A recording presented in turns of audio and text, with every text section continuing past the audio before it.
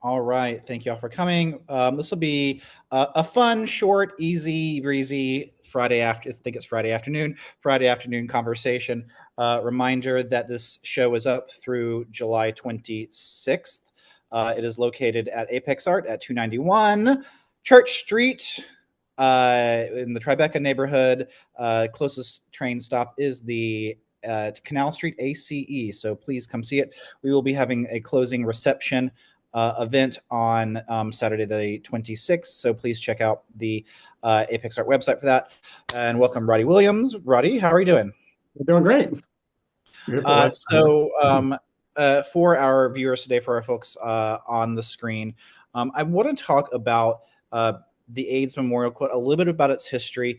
But I think really what I want to talk about, because we've got a really great person, Roddy, is going to be a lot about the challenges of this particular piece of art, and I will call this a piece of art because it is a community-based piece of art, preservation of it, and what the future of this wonderful piece of American history looks like. So welcome, Roddy. Tell us a bit about how you got to the AIDS quilt in 2003. Sure. I had worked with GE Capital Corporate America for a number of years. Decided I wanted to do something more fulfilling. So I quit GE Capital and was looking for a local nonprofit to volunteer, kind of why I found myself in Atlanta. And at a house party, ran into Gert McMullen. Me not knowing a whole lot about the quilt. Met her. She said she described the quilt. She was very passionate about it. I told her I didn't know how to sew. She said, that's fine. She can show me the few techniques or whatever that I would need to help her. And she said, and for her, she said, all the better. I would rather, show people how to do the very specific kind of fix techniques that are needed. She said, sometimes you get a good seamstress in here who definitely knows her stuff, but it's sometimes hard to explain how to sew a Barbie doll head onto a onto a panel to replace it. So I would volunteer with them a few nights a week, and from there kind of integrated since And today 2003. you are in the Bay Area, and you are the quilt caretaker, Yep. one of the quilt I'm going caretakers. up and down on the ladder every single day, pulling quilt. We do, close to, well, we do over 200 displays a year. And so in a display can be a single block of quilt, Like we got, yeah. and it could be at a church, at a museum, or a single display could be between 50 and 100 blocks at maybe like a university or college where they have the green space available to kind of lay the quilt out. But yeah, so I'm that person who's up and down the ladder and pulling those quilts down to be shipped out back and forth. And for those of you who don't know, there are approximately 6,000 quilts. They're about 12 foot by 12 foot a piece. They're in a gigantic warehouse in Oakland area near the Oakland airport. And one of the things that I heard a couple different times of the opening of this exhibition is, where is the rest of the quilt? Yeah, exactly. And one thing I like to say as well, there has not been a full display of the quilt since 1996 because it would require at least, I think I did the math on it, like 30 unobstructed acres of land. Last time it was shown on the National Mall in DC in 1996. And since that time, it has, I believe, doubled in size. Uh, and so there's really just not space anywhere to show all 6,000. I think logistically that'd be quite hard to show all 6,000 at Right. once. And it is also for a nonprofit is financially, it is we did some numbers even 6 years ago, close to like 8 million. It would be because of the quilt itself would take up almost 6 train sections. If you can imagine train sections on a train, and when it was transported from Atlanta to here, it took up 5.5 of those. So Wow. it's 54 tons. And so it just is a lot of logistical madness or tactics that would go into it. Space-wise, in 96, we filled the entire mall. At that time, we had 44,000 panels. We currently have just over 52,000. So it would take over the mall, the ellipse, and more other space. We've also found that being honest that even the age of our panel makers, the ones who are requesting their loved ones' panels be shipped at certain displays around them, they are getting up in age, and it becomes more both financially and physically smarter for them to simply request the block to come to a display close to them versus traveling to a space like a Washington, D.C. because of the cost involved with all of that. Um, So let's dive into this. This is the world's largest community-based art project. I believe that's the technical term that y'all use. What are the challenges of something that is made by real people who are not seamstresses, who are not artists, who are just doing this because they feel passionate about it? What are the challenges that you still face today? Sure. I will have to say the biggest one is the use of adhesives. It's such an easy, in fact, in the earlier days, adhesive has even, and now we're getting really down to kind of detail kind of stuff, but the use of adhesives, it's the first thing to go. It's the first thing to kind of deteriorate when the Like adhesive. steam a seam, Those, yeah, and also just kind of like hot glue. glue, Yeah, people hot want to glue. glue. They can't sew letters down, but they can glue the letter down. And so by doing so, it's one of the first things that kind of got deteriorates. Plus the fact that these are fabric, they're being folded, many times over during the year. And so we find that those are the things that we're having to sew on and to tack on immediately. So adhesives, also just when we're talking about a teddy bear or any kind of thing that's 3D outside of a panel being flat. Those kind of items, we just have to keep an eye on. Letters that have been either laminated, especially with some of the older ones, like photographs, again, because either they're out in the sun because of displays, they have a tendency to either yellow or to kind of, if it's a newspaper article, of course, it'll kind of like, disappear in front Yeah. of our eyes. But so those are the challenges. Also the fabrics themselves. Some of these are now 30, 35-year-old fabrics that were created back in the 80s and the 90s. And so you can imagine the handling of these in and out because of the displays. So we're finding ones that, in particular, like some of the silk ones, they're so fragile that we have to kind of put a little bit of a misnomer, put where they don't travel as much. And if Yeah. they do, it's something where it's in our control, either a local one or where we know the host understands the handling of the silk fabric. But outside of that, we really try our best not to hamper any requests for blocks that go out. So while I ask this next question, I'm going to ask Joe if he could go ahead and pull up the Matterport that shows the quilt, or actually not the Matterport, just do the regular shot that's on the site, Joe, if you could pull it up. I want to talk about the quilt that we've got in the show here. So this show is about the history of cruising, and through my research, I found a really wonderful quilt representing the Saint. The Saint was a club in New York City from 1980 through 1988. It was a men's only, members only, men's only dance club. So you could only imagine how decadent and crazy that was in the 1980s. It was known for their live sex shows, and it was also a cruising spot, a well-known cruising spot. And during the AIDS epidemic, yes, here we go. We pulled up on the screen. It became known for doing safe sex demonstrations. So this is the quilt right here. From my curator's perspective, one thing I want to point out is displaying a quilt is not easy, especially if you want to do it on a wall. A lot of displays, they're on the ground. So like maybe a university is going to bring some quilts and they're going to put them like on a field or a quad. We were very lucky here at Apex Art that we just barely had the clearance, the height to do this. As you can see on the right hand side, it looks like there's like a little air conditioner box up there. But from having worked with the quilt a couple times, you learn 12 foot by 12 foot is quite big. And having a wall that size is not easy to find. And then you run into things like there are light switches, there are air conditioning vents, there are Google Nest thermostats that you can't cover up.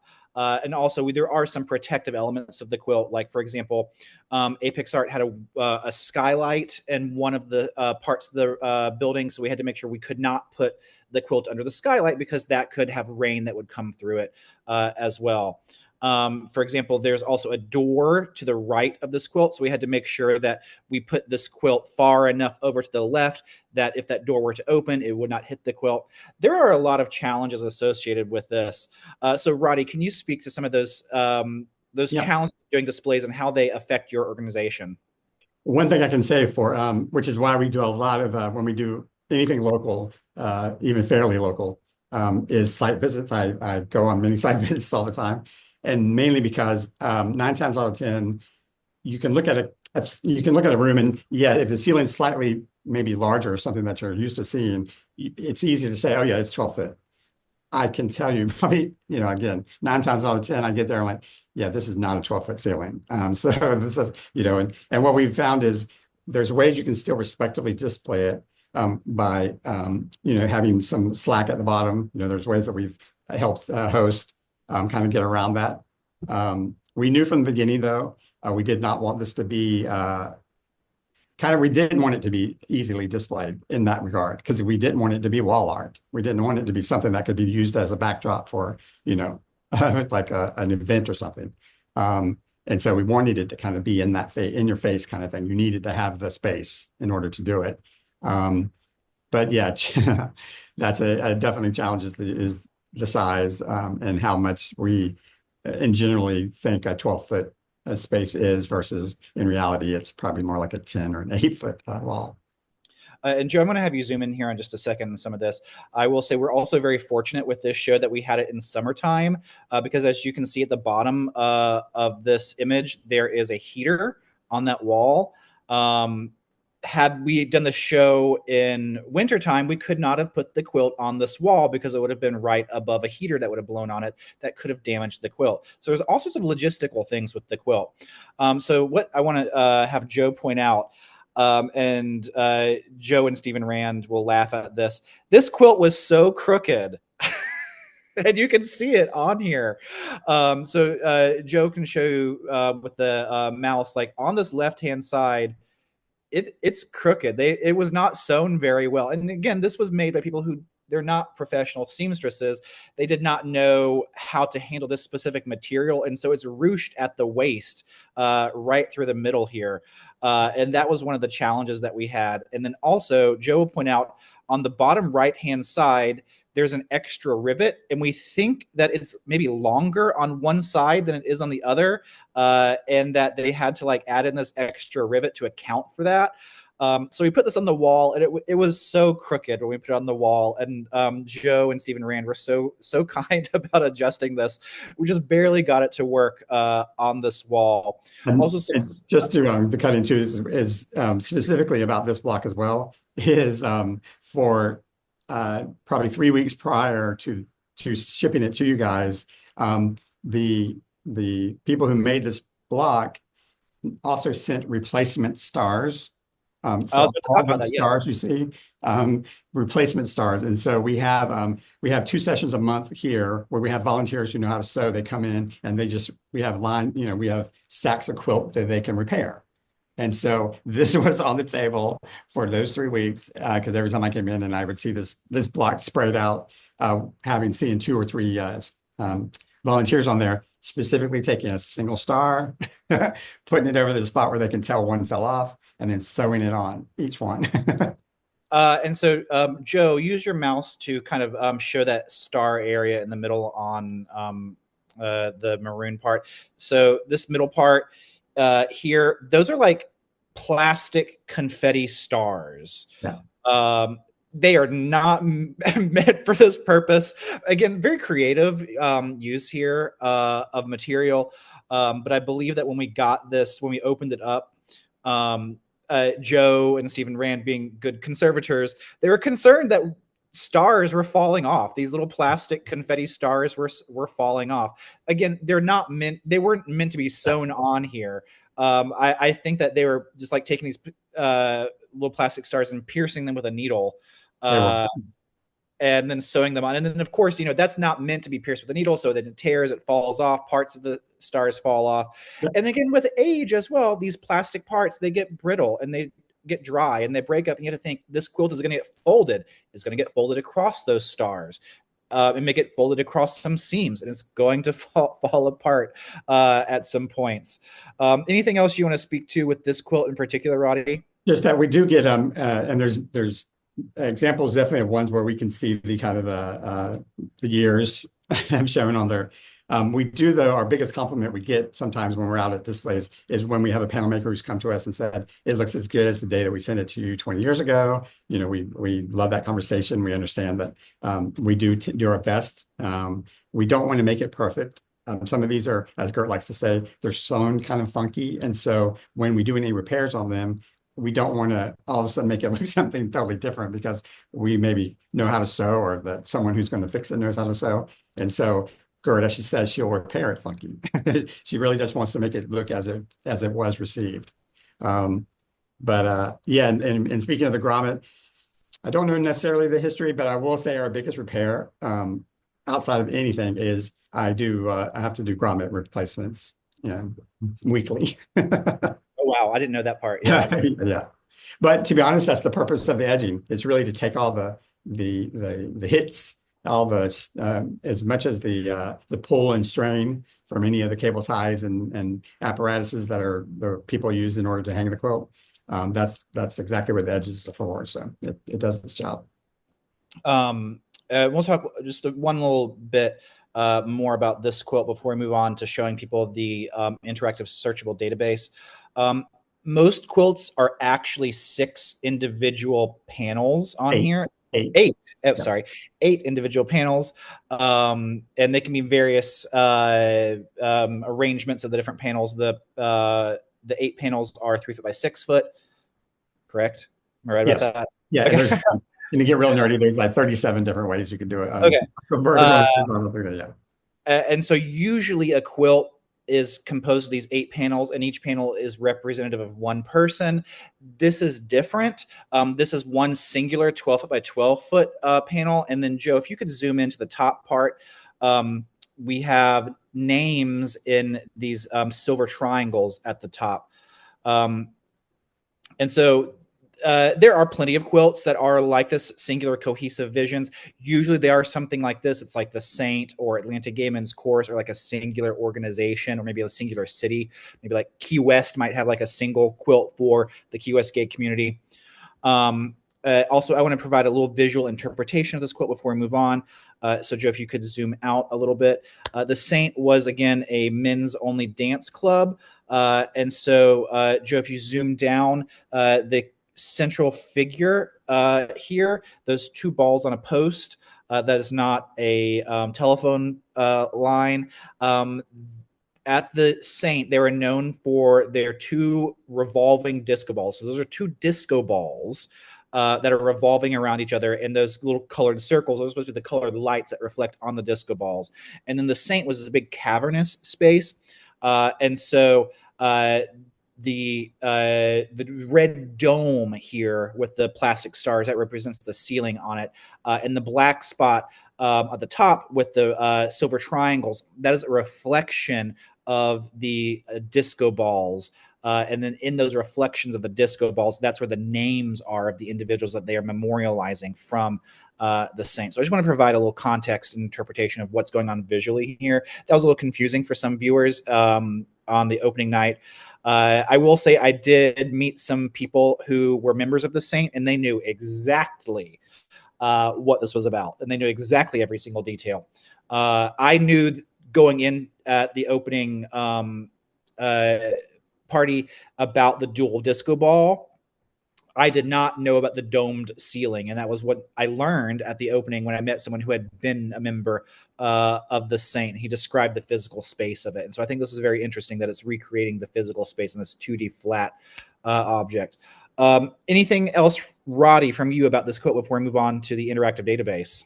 Well, in fact, that leads right into that interactive database, because that information is not something that is glaring. It's not something that is told to you by just simply looking at this. You find out more of that by the information that was submitted with the panel. And that's where you get this incredible explanation of color, of reason of cloth choice, of everything that you see here, which is why our partnership with the Library of Congress was so vital to us and so important. And so it was a number of years ago, we partnered with them. We handed over 200 articles. I'm sorry, 200,000 articles. And an article could be a simple letter, a photograph, a postcard. If the panel maker was, or the panel listing person did a recipe that was in a cookbook, the panel maker sometimes would send in with their panel that cookbook with the recipe in it. So all that was scanned through the Library of Congress is now it's available for searching. One thing it's not, and this is back in the era of cursive writing, which you wouldn't think would be such a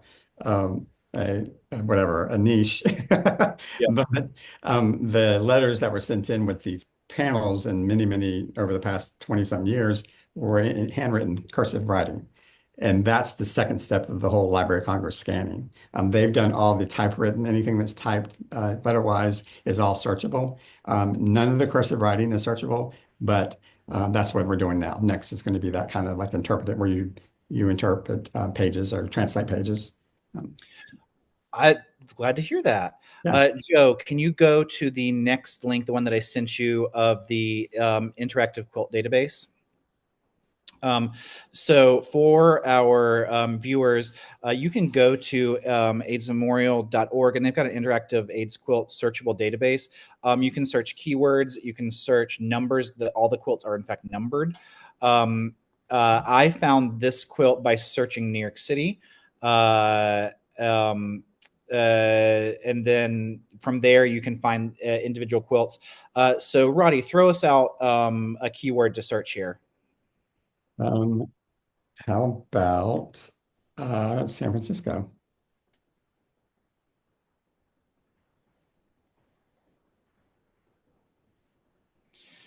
And so when you do that, what pops down at the bottom of the search database is literally everything that's got keyword San Francisco in it. And then you could click on any of these numbers and it'll zoom right in. Also, you see these little red ribbons that are popped up on the screen. Those are tags of all these key ones. So And choose also to one. add, I'm sorry, and also to add just a little bit of context, when the search the search engine is currently, for instance, when you type in San Francisco, it will pull up blocks or panels that were made with the listing with the name San Francisco. What that doesn't pull is, for instance, if John Doe's favorite city, or when the panel maker wanted to make sure that this panel was associated with San Francisco, which we have as cities of importance. It's a when they put in their panel, there's a little bit of information we got from them, and one of them was cities of importance or where they Yeah. would like this panel to be submitted. Within probably a couple of weeks, we're going to be able to add that as a third tier. So now you'll be able to search by the panel listing, what you physically see on the panel, which now, when you type in San Francisco, it'll pull up all the blocks that actually have the word San Francisco something. It could be, well, you'll see them all. In a couple of weeks, you'll be able to do that, but you'll search by cities of importance. Then Mhm. it's going to pull all the panels that were associated with San Francisco. It's a very different thing. But it does add a very robust, robust layer to the whole searchable database that we have. We're very That's excited. incredible. Yeah. Joe, just click on any of these numbers and we can see how it zooms right into that quilt. So that's an entire block from San Francisco Police Department policemen. So this is a really cool tool for anybody who's doing research about the AIDS epidemic or about the AIDS quilt itself. I will say, and maybe Roddy can speak to this, these are relatively good scans. They were done, I want to say like 10 or 15 years ago. And I believe there is an initiative to do super high res scans like down to the thread. So for example, if there was like on a quilt, like someone had written someone's name on like a Sharpie marker, you may not be able to see it in this current version, but there is a hope that soon you will be able to do scans of that level of detail. Can you speak to that, Roddy? Sure. Yeah, we had the opportunity to use Google has a camera called an art camera. It's the ones that you kind of during COVID really blew up, where you could go to visit a museum and kind of zoom into the level of the paint stroke on an artist on a piece of artwork. what we have found in years now of researching, because they were going to allow us to use it on the quilt. The issue is it would it would take like close to like an hour, a little over an hour to scan one block. And when you've got 6,000 blocks and if you put that to numbers, it's not as sensible for us to imagine those two just yet. What we are doing though is we have done a random sampling of the 6,000 blocks. We looked at things like ones that have handwritten notes on them, as well Mhm. as small photographs. Mhm. Um, any of those have fell into our sample. And so right now we have it's just over 2,000. It's like almost 2,100 where we have this initiative we're going to do in a couple of months where we start. We're going to redigitize just those. Mhm. We'll make those available so that the ones that are like really important.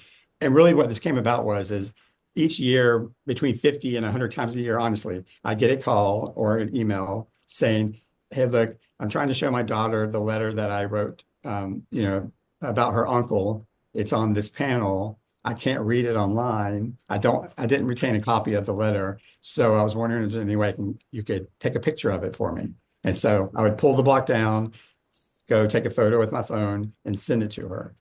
And so to connect that to make it more accessible, obviously without having to pull me in every single time, that's kind of where this whole initiative came. And so now we're looking at specifically those kind of bits of information. I've had ones where it's like my father was a part of a lot of organizations. He had a bunch of lapel pins, and there's lines of these lapel pins on this one panel. But they couldn't find the detail. They couldn't zoom in enough to see like he was part of this organization and this one. So I pulled it down, of course, took photos of those lapel pins, sent it to them. They were, thrilled. They were doing this whole ancestry lineage research. And so it helped in that manner. So we realized the vital importance of that, of really continuing and also just adding another way of storytelling to the quilt. I would like to give you a pop quiz here to demonstrate this. Do you know the number of that quilt, the Heath Herring one from Miami that we really like a lot? The one that was on the face of the slide that you were Yes. just, Yes. And I know there's something about that number is like it's not numbered correctly. There's something weird about that numbering. yeah. Yeah. Yeah. I mean, you could do herring. You could do a search on herring here. I don't think it pops up in here. Anyway, what I was going to say is like that one in particular has got a lot of handwritten, like Yeah. in Sharpie notes on it, and I wanted to see like how well we could see that. Do you have one that we can pull up that would demonstrate this? Let's see. Well, you can kind of anything that you can visually see that looks like it's got like a letter or anything written on it. You can probably. Oh yeah, up at the search, just blank that out. Yeah, and then just search the quilt. What should we search? Oh, you can. There you go. Perfect. And then below it there, you go. See if you see any. Yeah, that's all right.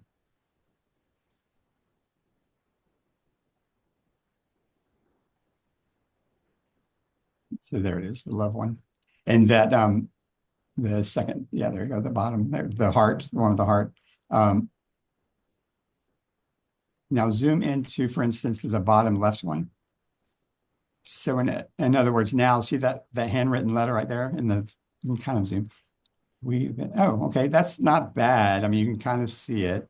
I think it says so. We as human beings need to Embrace. embrace each other regardless of differences, situations that So make this us would be different. and an example of that, as you can imagine, that times 100 on different panels that now we will be able to kind of be able to add it as another layer, again, another storytelling opportunity.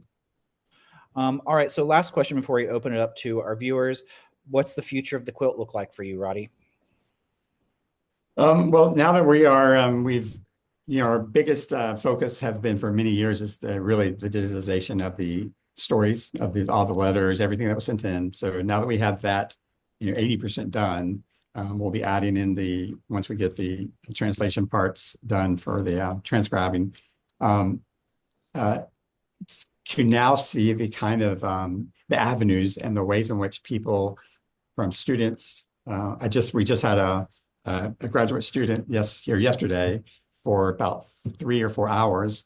She was researching some of the Black communities, how they used sewing and textile as a way of communications. And so she was really focused in on very specific panels that she wanted to see. And so again, Yeah. we spent 4 hours pulling blocks out so she could really look at the details of the panels, any of the letters that I was able to provide for her. And so the future of the quilt for me is seeing that kind of interaction, that kind of interest, the kind of layers, the kind of questions that even for me, who's been with it for 23 years now, have not thought of those kind of questions, those kind of Yeah. avenues of which to really look at the quilt. Um, Also, when you take I, into account not just the quilt, but the letters, the photos, news articles, this is probably the world's largest first-person account of the AIDS epidemic, I would believe, right?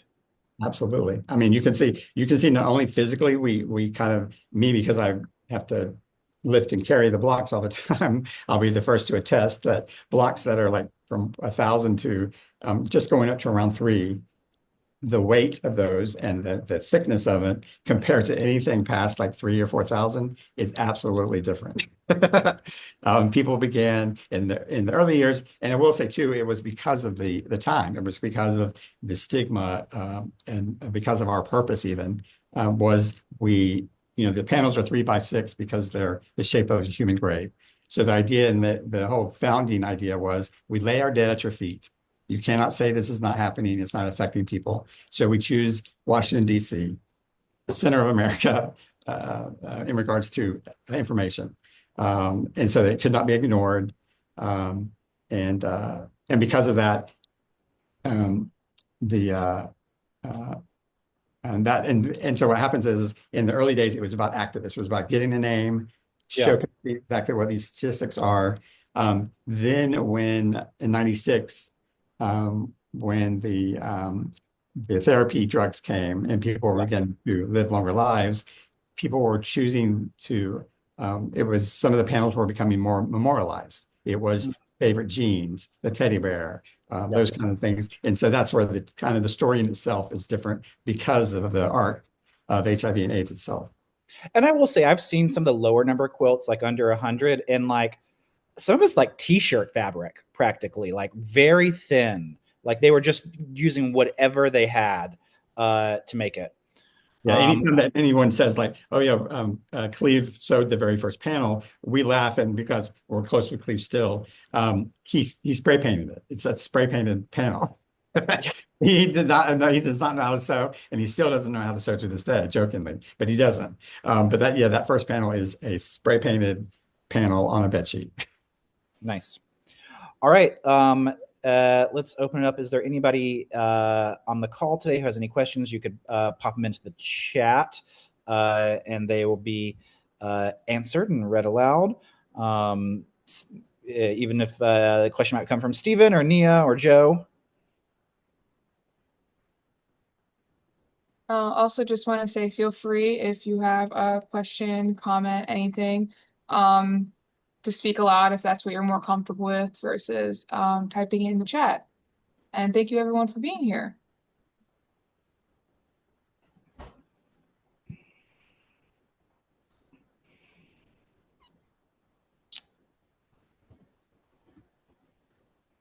Is the database okay? Let's see.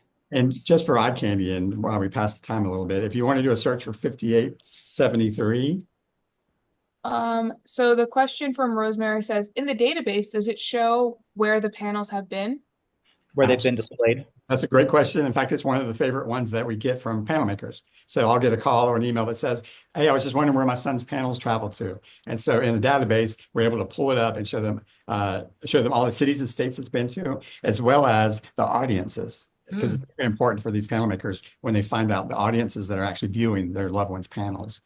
But I don't believe that information is in this database. That's in your proprietary. Yeah, that's right. That's in our, and which is why, but it's still, it's a lovely sentiment, and we absolutely understand where our panel makers are coming from when they kind of ask for that information. And you do try to let people, at least if you've got Yeah, contact information. You do let people know, hey, this quilt you made will be displayed here at this time when it does happen. absolutely. And the ones that they know that, we're not the largest staff as far as when it's specifically on the quilt side, that um we will put on because on the website we have them there showing any displays that are currently going as well as ones that are in the future, ones that we've had an application for maybe for a future event. And so our panel makers know that they can go check that list out. And if they see one that's in their area, then they know to follow suit by simply then sending us an email that says, hey, look, there's a so-and-so display happening at the Jones College right up the road.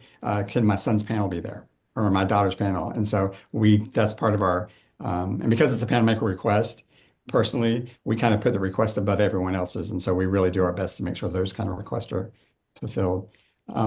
Just quickly, the reason why I brought this up is I've made one panel I can't sew. So this is why it took me 4 months to make. But this one, Your block 5873. yeah, so the name in the middle that says Andrew Lowry. Ah, okay. Yeah, you would look at that, and people who sew would laugh, of course, because they can't imagine that taking 4 months to make. But, Are those but glued down Scrabble tiles?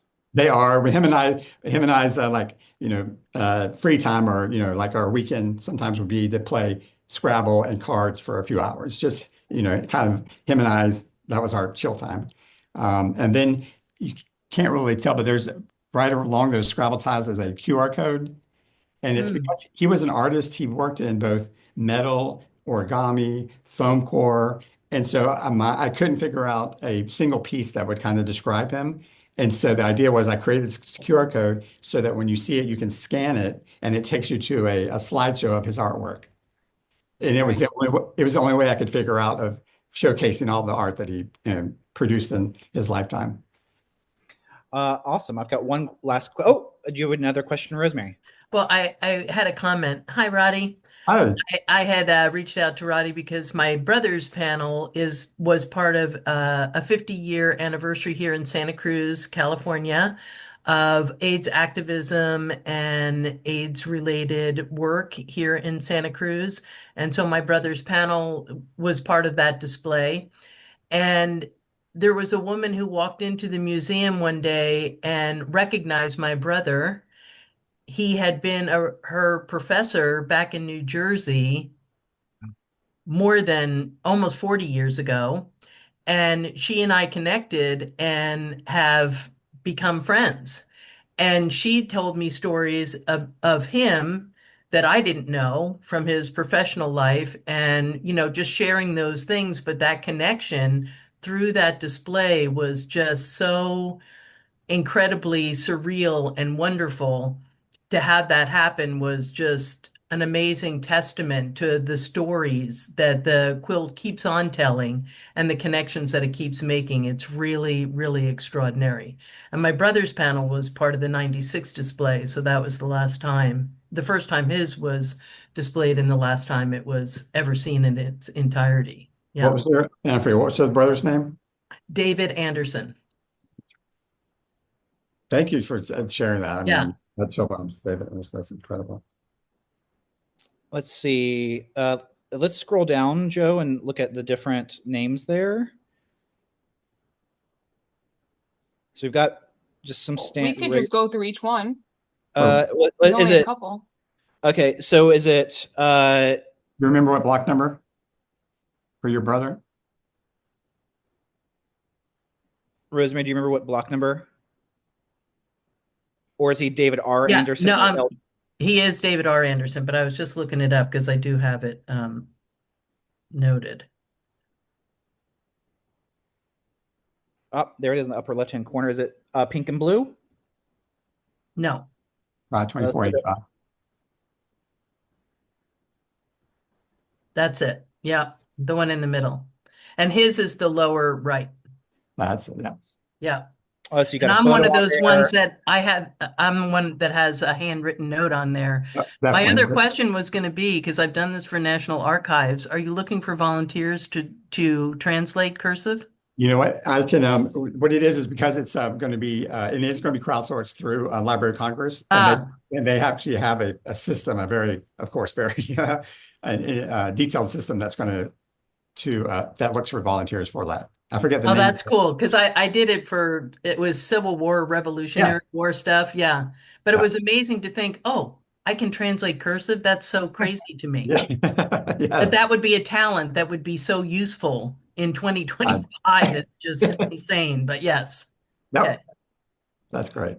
I'll Thank you let, for sharing that story. I love that. yeah. Yeah. And I'm Uh, putting a personal note. I'll definitely because we've had communications with you. I'll put a note on here to let you know about any of the once I get any word from Library of Congress and when that'll happen. I'll let you know. Okay. That's great. Yeah. Last question, Roddy. What's your favorite quilt number? Oh goodness. Um, what's so funny is I never remember the number, but it's look type in Colorado State for some reason. And I can tell you. Nope. And then hit enter.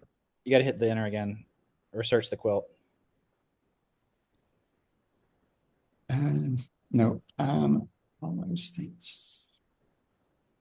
Shoot, I forget. And the only reason why it's my favorite is the panel maker made it, it's a fall tree. And they took layers and layers and layers of tulle and painted each layer like a green or orange, very fall-like colors. And so when you open this quilt up, Is it this one here in the bottom right hand corner there? You just zoomed over it yeah, with the no, yellow background. yeah, no. This one is Is a singular quilt. it is a singular quilt. And it's kind of random as far as its placement on the block, but it's just because that when you do it, it's just these falling of all this colorful tulle on top of each other over the tree. It's just kind of an effect that is really I love, and I can never believe me. It's one of my favorites, and I always talk about it, but it's I can never remember the. I don't think I've ever seen that one. Yeah, and unfortunately to see it online, of course, it's going to be flat. But it's just one of those ones where when you experience it, it does. It's just one of those that I enjoy. Is it CU Colorado Springs? Yes, maybe that's it. 4590. Try 4590. That sounds. Yes. Okay, so that one with the leaves, it looks. There you go. When you imagine, but it's hard to imagine. But when you lay that open and you fly all those different colors that look like paint on that tree, it's all very loose pieces of colored tulle. That's interesting. Layered on top of each other. It's amazing. I love that. All right. Well, thank you for your time today. I really appreciate it. I'm going to have a little closing thing here, and then Nia, I think, will give us our final word. Thank you for everyone's time today. Reminder, this show is open through July 26th at Apex Art Gallery at 291 Church Street in Tribeca. Please come to the closing reception. That'll be that Saturday. Also, you can go to aidsmemorial.org to learn more about the AIDS Memorial Quilt and check out the searchable database. And I turn it over to Nia for her final words. Yeah, everything that Matt said, if you have a chance before the closing to stop by, feel free to stop by. But also we look forward to seeing everyone in the area to come by for the closing and the film screening. Thank you so much for joining us today. It was a great event, and have a wonderful rest of your day.